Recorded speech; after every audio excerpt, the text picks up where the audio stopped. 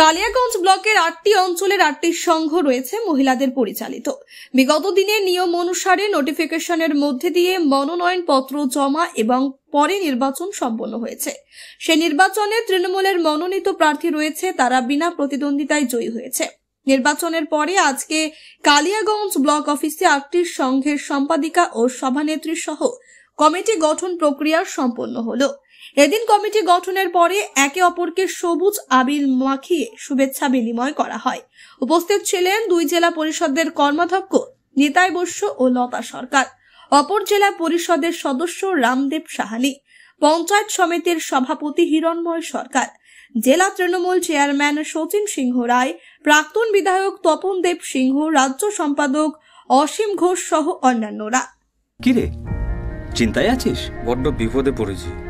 কি হয়েছে? আমার এক নিকট আত্মীয় আগুনে পুড়ে গিয়েছে। চিকিৎসক প্লাস্টিক সার্জনের কাছে রেফার করেছে, তো বাইরে গিয়ে চিকিৎসা চালানোর মতো সামর্থ্য। এখন তো হাতের নাগালে প্লাস্টিক সার্জন। তাই? কোথায়? রায়গঞ্জের রোজা ক্লিনিকে এখন নিয়মিত রোগী দেখছেন প্লাস্টিক সার্জন। টেন্ডেন ইনজুরি, জন্মগত ক্ষত যেমন ঠোঁট কাটা, মূত্রনালী প্রতিবন্ধকতা, ব্রেস্টের যে কোনো রকম সার্জারি, এভি ফিস্চুলা সহ একাধিক চিকিৎসা যত্ন সহকারে হচ্ছে। রোজা ক্লিনিক, উকিলপাড়ায়, রায়গঞ্জ রেল স্টেশনের পাশে। প্রয়োজনে কথা বলুন 9732464382। আজকে উত্তর দিনাজপুর কালিয়াগঞ্জ ব্লকের আমাদের যে 8টা গ্রাম পঞ্চায়েত আছে, 8টা গ্রাম পঞ্চায়েতের 8টা সংঘ আছে, অর্থাৎ 8টা সংঘ মানে সোসাইটি, 8টা মহিলাদের সোসাইটি আছে। এই সংঘের বিগত দিনে নির্দিষ্ট নিয়ম অনুসারে নোটিফিকেশনের মধ্য দিয়ে নমিনেশন এবং পরবর্তীকালে স্ক্রুটিনির মধ্য দিয়ে একটা নির্বাচন প্রক্রিয়া সম্পন্ন হয়েছে।